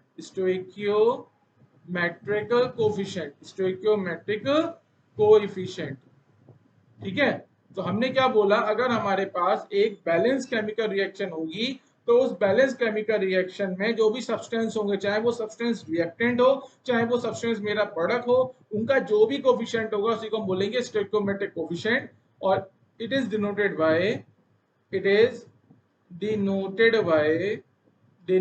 Bye new. मैं जो है स्टोइकियोमेट्रिक कोफिशिएंट उसको किससे डिनोट करूंगा, न्यू से डिनोट करूंगा। तो बेटा मैं एक केमिकल रिएक्शन लिखता हूं, फिर समझाना आपके लिए इजी, मेरे लिए इजी हो जाएगा। क्या है, hydrogen gas plus nitrogen gas, ठीक है, और ये मिलके क्या बनाते हैं, अमोनिया गैस, ठीक है। और यहाँ पे करोगे तो बेटा पहली चीज, जब भी आपको स्टोइकियोमेट्री अप्लाई करनी है तो आपके पास रिएक्शन कैसी होनी चाहिए, बैलेंस होनी चाहिए। बैलेंसिंग कैसे होती है वो मैंने बता दी। अगर आप इस रिएक्शन को चेक करो, the giving chemical reaction is a balance chemical reaction is और नॉट, तो आप देख सकते हो कि रिएक्टेंट साइड हाइड्रोजन और नाइट्रोजन प्रेजेंट है, प्रोडक्ट साइड भी हाइड्रोजन और नाइट्रोजन प्रेजेंट है। रिएक्टेंट साइड हाइड्रोजन एलिमेंट के 6 एटम है और नाइट्रोजन एलिमेंट के 2 एटम है। प्रोडक्ट साइड भी आप देखोगे तो नाइट्रोजन एलिमेंट के 2 एटम है और हाइड्रोजन एलिमेंट के 6 एटम है। इसका मतलब giving chemical reaction is a balanced chemical reaction. This is a balanced reaction. तो हमने क्या बोला है पॉइंट नंबर 3 में, अगर हमारे पास रिएक्शन बैलेंस केमिकल रिएक्शन होगी, उस बैलेंस केमिकल रिएक्शन में जो भी सब्सटेंसेस के कोफिशिएंट होंगे उन्हीं को हम बोलेंगे स्टोइकियोमेट्रिक कोफिशिएंट। अगर मैं इस सब्सटेंस की बात करता हूं, सब्सटेंस है मेरे पास हाइड्रोजन। इस हाइड्रोजन गैस का आप देखो बैलेंस केमिकल रिएक्शन में जो कोफिशिएंट है वो कोफिशिएंट कितना है, 3। इसका मतलब स्टोइकियोमेट्रिक कोफिशिएंट ऑफ हाइड्रोजन क्या बोल सकते हो, 3। बैलेंस केमिकल रिएक्शन में अगर हम नाइट्रोजन का कोफिशिएंट देखें तो नाइट्रोजन का कोफिशिएंट क्या है हमारे लिए, 1। तो स्टोइकियोमेट्रिक कोफिशिएंट ऑफ नाइट्रोजन क्या हो जाएगा बेटा, 1। बैलेंस केमिकल रिएक्शन में अमोनिया का जो कोफिशिएंट है वो है 2, तो स्टोइकियोमेट्रिक कोफिशिएंट ऑफ अमोनिया कितना हो जाएगा हमारे लिए, 2। समझ में आया। अगर हम एक बैलेंस केमिकल रिएक्शन की बात करेंगे तो बैलेंस केमिकल रिएक्शन में सब्सटेंसेस के जो कोफिशिएंट होते हैं वही उनके स्टोइकियोमेट्रिक कोफिशिएंट बन जाते हैं, ठीक है। चलो अब एक और एग्जांपल, ये तो हमें एग्जांपल लिया मैंने, अब एक और एग्जांपल लेके दिखाता हूं मैं आपको। एग्जांपल लिखो आप, CaCO3 जब डिकम्पोज होगा तो ये हमें देगा CaO plus CO। Calcium carbonate decompose होने पे क्या होता है, कैल्शियम ऑक्साइड और कार्बन डाइऑक्साइड गैस, ठीक है। और ये क्या है, कैल्शियम कार्बोनेट की फिजिकल स्टेट क्या होती है बेटा, सॉलिड। कैल्शियम ऑक्साइड की भी फिजिकल स्टेट क्या होती है, सॉलिड। अब आप यहाँ पे चेक करो the giving chemical reaction is a balance chemical reaction is और नॉट। तो कैसे चेक करोगे, रिएक्टेंट साइड देखो बेटा कौन कौन से एलिमेंट है, तो हमें एलिमेंट दिख रहे हैं रिएक्टेंट साइड में कौन कौन से, कैल्शियम है, कार्बन है और ऑक्सीजन है। और प्रोडक्ट साइड हमारे एलिमेंट कौन कौन से हैं, प्रोडक्ट साइड हमारे एलिमेंट हो जाएंगे कैल्शियम, कार्बन एंड ऑक्सीजन। इसका मतलब जो एलिमेंट मेरे रिएक्टेंट साइड थे वही एलिमेंट मेरे प्रोडक्ट साइड है।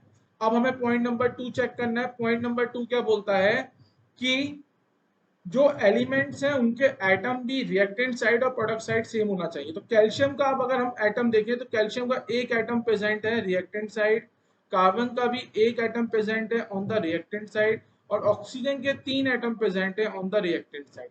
अब प्रोडक्ट साइड की बात करेंगे तो प्रोडक्ट साइड में कैल्शियम का तो एक ही एटम हमें दिख रहा है और कार्बन का भी हमें एक एटम दिख रहा है। देखो बेटा कैल्शियम क्या है, Ca को हम बोलते हैं कैल्शियम, और ऑक्सीजन के हमें 3 एटम दिख रहे हैं। इसका मतलब this chemical reaction is a balanced chemical reaction. तो आप क्या लिख सकते हो, this chemical reaction is a balanced chemical reaction, is a balanced chemical reaction, ठीक है। तो बैलेंस केमिकल रिएक्शन में सब्सटेंसेस के जो स्टोइकियोमेट्रिक कोफिशिएंट होते हैं वही क्या हो जाएंगे, इनके सॉरी बैलेंस केमिकल रिएक्शन में सब्सटेंसेस के जो कोफिशिएंट होते हैं उन्हीं को हम बोलते हैं स्टोइकियोमेट्रिक कोफिशिएंट। अगर मैं आपसे पूछूं the stoichiometric coefficient of CaCO3, the stoichiometric coefficient of CaO and the stoichiometric coefficient of CO2, so now what is the answer? CaCO3 का बेटा कोफिशिएंट देखो कितना है 1, CaO का भी कोफिशिएंट बेटा कितना है 1, और CO2 का कोफिशिएंट देखो, CO2 का कोफिशिएंट भी क्या है हमारे लिए। समझ में आई हमें कहानी? पॉइंट नंबर 3 हमें क्लियर है। अब हम मूव करते हैं पॉइंट नंबर 4। पॉइंट नंबर 4 ये है कि अभी तक हमने जो भी रामायण पढ़ी इसका यूज क्या है, इसका यूज क्या है ये हमें बताएगा पॉइंट नंबर 4। पॉइंट नंबर 4 ये कहता है the stoichiometric coefficient give us the idea about the molar ratio in a given chemical reaction. या मैं इसको इस तरीके से लिखाता हूं, इन ए गिवन केमिकल रिएक्शन, जो भी आपको गिवन केमिकल रिएक्शन है, या फिर आप लिख सकते हो in a given balance chemical reaction, in a given balance chemical reaction the stoichiometric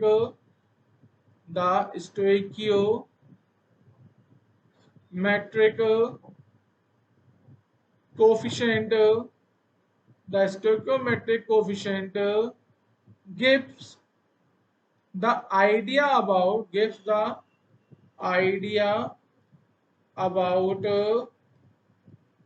molar ratio in given balance chemical reaction, या इन गिविंग रिएक्शन लिख देता हूं। तो किसी भी बैलेंस केमिकल रिएक्शन के अंदर जो स्टोइकियोमेट्रिक कोफिशिएंट होते हैं वो हमको आइडिया देते हैं। किस चीज का आइडिया देते हैं? मोलर रेशियो का हमें आइडिया देते हैं। कैसे देते हैं इसको समझने की कोशिश करो। मैं एक बैलेंस केमिकल रिएक्शन लिख देता हूं कि PCl3 gas plus Cl2 gas और हमें मिलता है PCl5 गैस। तो बेटा सबसे पहले देख लो, giving chemical reaction is a balance chemical reaction, is और नॉट? आपका आंसर होना चाहिए इज, क्योंकि जितने एलिमेंट्स के एटम रिएक्टेंट साइड है, सेम एलिमेंट्स के उतने ही एटम प्रोडक्ट साइड है। ठीक है, तो हम क्या बोलते हैं, आप सबसे पहले एक बैलेंस केमिकल रिएक्शन में क्या लिखोगे? स्टोइकियोमेट्रिक कोफिशिएंट लिखोगे। तो अगर मैं स्टोइकियोमेट्रिक कोफिशिएंट लिखता हूं PCl3 का तो आंसर हो जाएगा 1। स्टोइकियोमेट्रिक कोफिशिएंट ऑफ Cl2 का लिखूंगा तो वो भी होगा 1, और स्टोइकियोमेट्रिक कोफिशिएंट अगर मैं निकालता हूं PCl5 का तो ये भी कितना आएगा 1, क्योंकि आप देख सकते हो बेटा यहाँ पे ये 1 है, यहाँ पे ये भी 1 है, और यहाँ पे ये भी एक 1। तो मैंने क्या बोला, in a given balance chemical reaction stoichiometric coefficient give us the idea about the molar ratio. Molar ratio का मतलब, अब देखो इसको समझने की कोशिश करो। अगर मैं मोल रेशियो निकालता हूं किसका? PCl3 का विद रिस्पेक्ट टू Cl2, तो जो मोल रेशियो होगा PCl3 का विद रिस्पेक्ट टू Cl2 के moles, that is equal to stoichiometric coefficient of PCl3 ratio of stoichiometric coefficient of Cl2, that is equal to 1:1। ये है point number 4 जो कि most important है। मोस्ट इंपॉर्टेंट पॉइंट क्या है? ये बताता है कि in a given balance chemical reaction the stoichiometric coefficient give us the idea about the molar ratio. ये हमको किस चीज का आइडिया देंगे? मोलर रेशियो का हमें आइडिया देंगे। सपोज करो अगर मैं आपसे पूछता हूं कि what is the mole ratio of Cl2 gas to the mole ratio of PCl5 gas, तो आप क्या करोगे? आप बोलोगे कि इनका जो मोल का रेशियो होगा that is equal to stoichiometric coefficient of Cl2 gas divided by stoichiometric coefficient of PCl5 gas, that is equal to 1:1। ठीक है, that is equal to 1:1। एक काम करता हूं, मैं एक और एग्जांपल लेता हूं ताकि और समझ में आए। हम डायरेक्ट इसको हम एक काम करते हैं, एग्जांपल लेने की जरूरत ही नहीं है, हम यहाँ पे सॉल्व करने की कोशिश करते हैं। हम इस केमिकल रिएक्शन के लिए यहाँ पे हम सॉल्व करते हैं, करा के दिखाते हैं।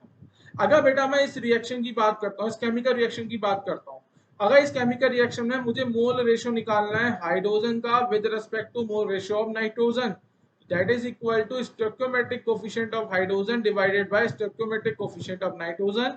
तो स्टोइकियोमेट्रिक कोफिशिएंट ऑफ हाइड्रोजन कितना है? 3, और स्टोइकियोमेट्रिक कोफिशिएंट ऑफ नाइट्रोजन कितना है हमारे पास? 1। ये आएगा mole ratio of hydrogen to the mole ratio of nitrogen. ठीक है, अगर मैं इस केमिकल रिएक्शन की बात कर रहा हूं, अगर मुझे इस केमिकल रिएक्शन में निकालना है mole ratio of CaCO3 with respect to CO2, मुझे क्या निकालना है? मोल का रेशियो निकालना है CaCO3 कैल्शियम कार्बोनेट का with respect to carbon dioxide. That is equal to stoichiometric coefficient of CaCO3 solid to stoichiometric coefficient of CO2 gas. इस तरीके से आप निकालोगे, इसको आप बोलोगे 1:4।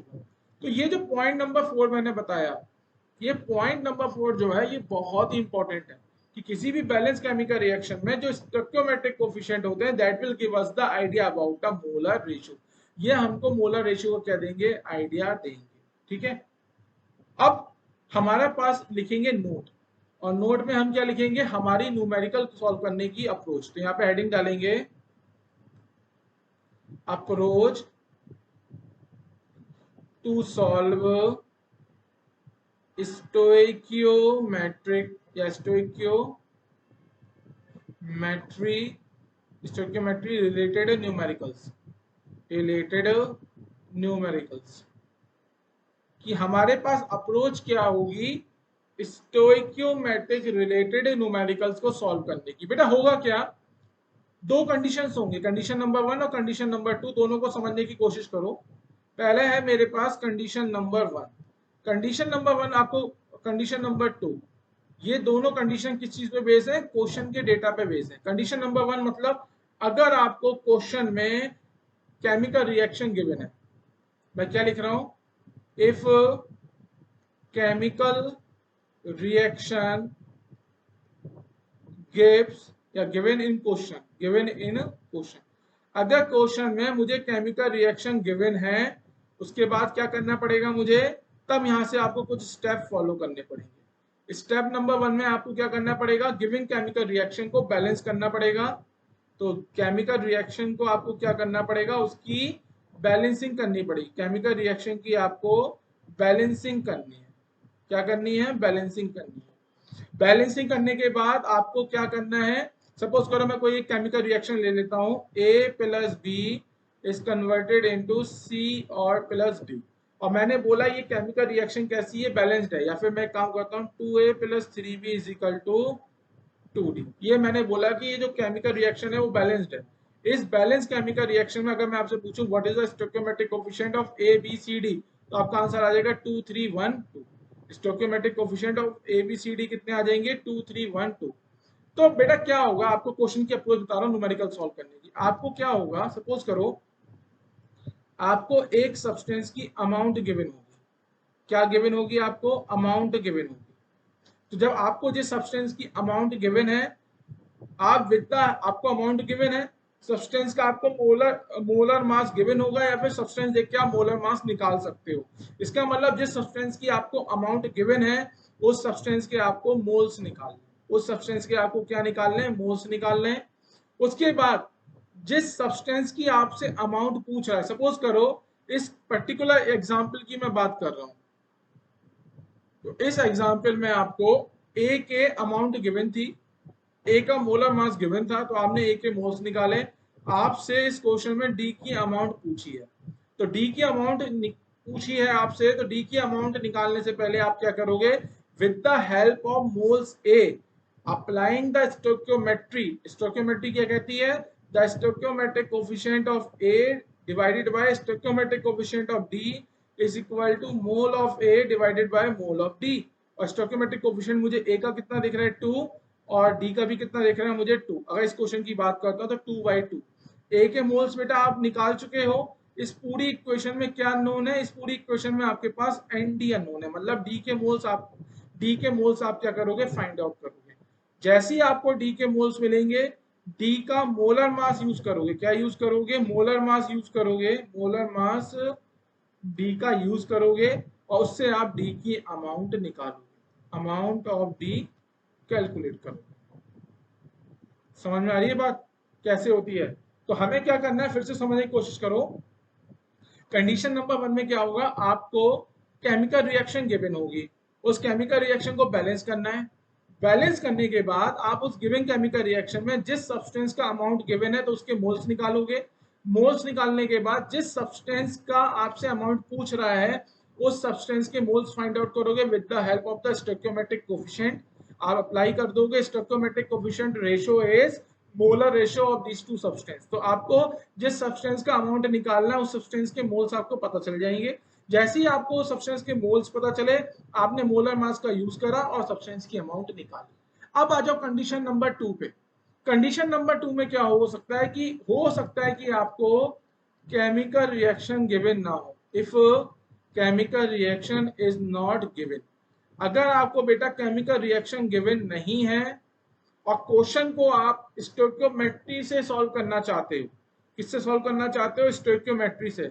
तो आपको स्टेप नंबर 1 में क्या करना पड़ेगा? स्टेप नंबर 1 हो जाएगा आपके पास right the chemical reaction, right the chemical reaction. Step number 1 में आपको केमिकल रिएक्शन को लिखना पड़ेगा और उसके बाद step number 2, step number 3, step number 4 same रहेंगे। सबसे पहले आपको केमिकल रिएक्शन लिखनी पड़ेगी, उसके बाद केमिकल रिएक्शन की बैलेंसिंग करनी पड़ेगी। बैलेंसिंग करने के बाद जिस सब्सटेंस का आपको अमाउंट गिवन है उसके आप मोल्स निकालोगे। मोल्स निकालने के बाद स्टोइकियोमेट्री अप्लाई करोगे और जिस सब्सटेंस का अमाउंट आपको निकालना है उसके मोल्स निकालोगे और फिर क्वेश्चन को सॉल्व करोगे। तो कुछ नहीं करना है। कंडीशन नंबर 2 में क्या करना है, एक स्टेप बढ़ जाता है कंडीशन नंबर 1 के कंपैरिजन में। कंडीशन नंबर 2 में आपको रिएक्शन लिख के उसके बाद ये सब स्टेप फॉलो करने हैं। और अगर आपको chemical reaction they the question में तो आपके लिए तो फिर बल्ले बल्ले है। तो ये आई थिंक स्टोइकियोमेट्री आपको समझ में आ गई। या पे न्यूमेरिकल सॉल्व करेंगे तो हमें और ज्यादा अच्छे से समझ में आएगा। ठीक है, आपसे जो क्वेश्चन करा रहा हूं मैं, तो ये मेरा एक क्वेश्चन जो है आज की क्लास का लास्ट क्वेश्चन है। इसके बाद एक क्वेश्चन मैं होमवर्क के लिए दूंगा और नेक्स्ट क्लास जो होने वाली है उस नेक्स्ट क्लास में मैं सिर्फ न्यूमेरिकल ही कराऊंगा। तो मैं बता देता हूं कि नेक्स्ट क्लास में सिर्फ न्यूमेरिकल सॉल्व कराऊंगा कि प्रीवियस ईयर जेई में किस तरीके से क्वेश्चन पूछे गए हैं, मेंस में और एडवांस में। तो वो सब क्वेश्चन मैं यहाँ पे कराने वाला हूँ आपको। ठीक है, तो ये मेरा आज की क्लास का लास्ट क्वेश्चन है, तो इसको समझने की कोशिश करो। How many gram of HCl is needed for the complete reaction with 43.5 gram of MnO2? तो बेटा हो क्या रहा है कि MnO2 क्या कर रहा है, HCl के साथ रिएक्ट कर रहा है और MnO2 HCl के साथ रिएक्ट करके क्या बना रहा है, MnCl2 plus H2O plus Cl2। ये मेरे होगा रिएक्टेंट, ये होगा रिएक्टेंट और ये होगा मेरे पास प्रोडक्ट। समझ में आया? तो आपको क्या करना है, सबसे पहले चेक करना है कि giving chemical reaction is a balance chemical reaction और नॉट। तो यहाँ देखो, यहाँ पे कंडीशन नंबर 1 के अकॉर्डिंग हम चलेंगे क्योंकि हमें क्वेश्चन में केमिकल रिएक्शन गिवन है। तो हम क्या करेंगे, हम यहाँ पे स्टेप कंडीशन नंबर 1 के अकॉर्डिंग करेंगे। तो कंडीशन नंबर 1 ये कहते हैं कि चेक करो the giving chemical reaction is balance और नॉट। तो ये जो केमिकल रिएक्शन है वो बैलेंस नहीं है, तो मैं काम करता हूँ इसको बैलेंसिंग कर देता हूँ। तो मैंने इसको बैलेंसिंग के लिए क्या करा, यहाँ पे 2 लगाया और यहाँ पे 4, यहाँ पे 2। ठीक है, या फिर एक काम करता हूँ मैं अलग से लिख देता हूँ। अलग से क्या होगा, द बैलेंस केमिकल रिएक्शन हो जाएगी हमारे पास MnO2 plus 4HCl converted into MnCl2। Mn होता है मैंगनीज, Mn जो होता है हमारे पास मैंगनीज होता है। ठीक है, प्लस 2H2O प्लस Cl2। अब देखो, आपने स्टेप नंबर 1 में क्या करा बेटा, केमिकल रिएक्शन को बैलेंस करा। केमिकल रिएक्शन बैलेंस करने का मतलब क्या है, जितने एलिमेंट्स के जो एटम रिएक्टेंट साइड है सेम एलिमेंट्स के एटम प्रोडक्ट साइड भी होने चाहिए, तो बैलेंस केमिकल रिएक्शन हमारी हो जाएगी। ठीक है, अब यहाँ पे एक चीज मैं समझा देता हूँ। जो मैंगनीज होता है उसका एटॉमिक नंबर होता है 25 और मास नंबर होता है 55, इसको याद रखेंगे। ठीक है, एटॉमिक नंबर हो गया 25 और मास नंबर हो गया हमारा 55। तो बेटा देखो, अब स्टेप नंबर 2 क्या था स्टेप नंबर 2 ये था, जिस सब्सटेंस का आपको अमाउंट गिवन है उस सब्सटेंस के मोल्स निकालो। तो आपका क्वेश्चन में 43.5 ग्राम ऑफ MnO2 गिवन है। MnO2 आपको कितना गिवन है, मैं कलर चेंज कर देता हूँ यहाँ पे। MnO2 हमें गिवन है 43.5 ग्राम। तो मुझे क्या निकालना पड़ेगा, MnO2 के मोल्स निकालने पड़ेंगे। अगर मैं MnO2 के मोल्स निकालूंगा तो मोल्स क्या होता है, मास अपॉन मोलर मास। तो MnO2 का जो मोलर मास है वो कितना हो जाएगा, वो आप निकालना सीख जाओ। तो मोलर मास ऑफ MnO2 मैं यहाँ दिखा देता हूँ, मोलर मास ऑफ MnO2। तो मोलर मास क्या होता है, मॉलिक्यूलर मास इन ग्राम पर मोल। अब मॉलिक्यूलर मास कैसे निकालते हैं, सम ऑफ द एटॉमिक मास, बहुत बार बता चुका, अब तो आपको याद भी हो गया होगा। तो इसका हो जाएगा 55 प्लस ऑक्सीजन का 16 होता है, 2 ऑक्सीजन है तो ये हो जाएगा 32। तो ये आ जाएगा आपके पास 87 ग्राम पर मोल। ठीक है, तो स्टेप नंबर 2 में आपको क्या करना है, जिस सब्सटेंस का आपको अमाउंट गिवन है उस सब्सटेंस के आप क्या निकालोगे, मोल्स निकालोगे। तो मोल्स ऑफ MnO2 अगर मैं निकालता हूँ, मोल्स ऑफ MnO2, एक बार थोड़ा सा सही कर देता हूँ। मैं क्या निकाल रहा हूँ, मोल्स ऑफ MnO2 निकाल रहा हूँ। तो मोल्स ऑफ MnO2 क्या हो जाएगा, mass of MnO2 divided by molar mass of MnO2। तो मास कितना है 43.5 और मोलर मास कितना है 87। तो यहाँ से जब आप इसे सॉल्व करोगे 43.5 डिवाइडेड बाय 87 तो ये आ जाएंगे 0.5 मोल्स, 0.5 मोल्स। अब मैंने क्या बोला था, आपको स्टेप नंबर 2 पता चल गया। अब स्टेप नंबर 2 में आपको क्या करना है, आपसे क्वेश्चन में पूछा क्या गया है, आपसे क्वेश्चन में पूछा गया है how many gram of HCl needed. इसका मतलब आपसे HCl का अमाउंट पूछा गया है, HCl का अमाउंट आपसे पूछा गया है। तो आपको क्या करना है, with the help of stoichiometry आप HCl के मोल्स निकाल सकते हो, बिल्कुल निकाल सकते हो। कैसे निकाल सकते हो, स्टोइकियोमेट्रिक कोफिशिएंट अगर मैं देखता हूं MnO2 का, तो MnO2 का स्टोइकियोमेट्रिक कोफिशिएंट है 1 और जो स्टोइकियोमेट्रिक कोफिशिएंट है HCl का वो कितना है हमारे पास 4। तो हमको पता है जो स्टोइकियोमेट्रिक कोफिशिएंट का रेशियो होता है that will give us the idea about the molar ratio, वो हमें मोलर रेशियो का आइडिया देगा। इसका मतलब आप लिख सकते हो stoichiometric coefficient of MnO2 divided by stoichiometric coefficient of HCl is equal to mole of MnO2 divided by mole of HCl। ठीक है, that is equal to stoichiometric coefficient of MnO2 कितना है 1 और स्टोइकियोमेट्रिक कोफिशिएंट ऑफ HCl कितना है 4। तो बेटा यहां से आप क्या निकाल सकते हो, मोल ऑफ HCl निकाल सकते हो। तो mole of HCl is 4 times the mole of MnO2 और MnO2 के मोल्स कितने हैं 0.5। तो यहां से मोल ऑफ HCl मेरे पास कितना आ गया 4 into 0.5 mole, that is equal to 2 mole. कितना आ गया हमारे पास 2 मोल आ गया। ठीक है, अब आपसे क्या पूछा गया, आपसे HCl का अमाउंट पूछा गया। तो आपको पता है mole is equal to mass upon molar mass, so the mole of HCl is also equal to mass of HCl divided by molar mass of HCl। तो मोल ऑफ HCl हमें given है 2 is equal to mass of HCl, ये हमको find out करना है, और molar mass of HCl तो मैं यहाँ पे लिखा देता हूँ मोलर मास ऑफ HCl बेटा जो होता है दैट इज इक्वल टू 36.5 ग्राम पर मोल होता है। ठीक है, तो मोलर मास कितना आ जाएगा हमारे पास 36.5 2 मोल, ये आ जाएगा ग्राम पर। तो इसको जब हम सॉल्व करेंगे तो ये आ जाएगा हमारे पास 73। So the mass of HCl required is 73 ग्राम। इतना आपको HCl के मास की रिक्वायरमेंट। समझ में आया। तो इस क्वेश्चन का अगर हम आंसर लिखते हैं तो आंसर हो जाएगा इस क्वेश्चन का, the answer of this question is mass of HCl is 73 ग्राम। ठीक है, तो ये देखिए अप्रोच, देखिए कितनी सिंपल अप्रोच बता दी मैंने आपको। आपको सबसे पहले दो कंडीशन होंगी, क्या तो केमिकल रिएक्शन गिवन होगी या फिर केमिकल रिएक्शन गिवन नहीं होगी। अगर गिवन है तो उसको बैलेंस करो, जिस सब्सटेंस की अमाउंट गिवन है उस सब्सटेंस का आप मोल्स निकालो with the help of the stoichiometry. जिस सब्सटेंस की अमाउंट निकालनी है उसके मोल्स निकालो और मोलर मास से डिवाइड करके आपको अमाउंट मिल जाएगी। चलिए नेक्स्ट क्वेश्चन देखते हैं होमवर्क के लिए, क्या आप ये कर पाओगे। चलो ठीक है, तो ये वाला जो क्वेश्चन नंबर मैंने 55 है मोल कॉन्सेप्ट सीरीज का, ये 55 नंबर का जो न्यूमेरिकल है ये मैंने आपको होमवर्क में दिया। तो ये आपको होमवर्क में करना है। होमवर्क का करने का मतलब इस क्वेश्चन को खुद से सॉल्व करना है और इसका आंसर क्या करोगे आप वीडियो के कमेंट सेक्शन में मुझे बताओगे। ठीक है, चलिए मिलते हैं आपसे अब नेक्स्ट क्लास में। नेक्स्ट क्लास में हम क्या डिस्कस करने वाले हैं, इस स्टोइकियोमेट्री के ऊपर जेई मेंस एडवांस में क्या क्या क्वेश्चन पूछे गए हैं, किस किस डिफरेंट टाइप के क्वेश्चन पूछे गए हैं वो हम डिस्कस करेंगे। तो लास्ट क्लास ऑलमोस्ट हमारी न्यूमेरिकल, सॉरी नेक्स्ट क्लास हमारी ऑलमोस्ट एक न्यूमेरिकल क्लास होने वाली है। चलिए मिलते हैं आपसे नेक्स्ट क्लास में, तब तक के लिए अपना ध्यान रखो, अपनी हेल्थ का ध्यान रखो, अपनी पढ़ाई करो अच्छे से मन लगा के, और मिलता हूं मैं आपसे। Bye bye, take care, see you in next class.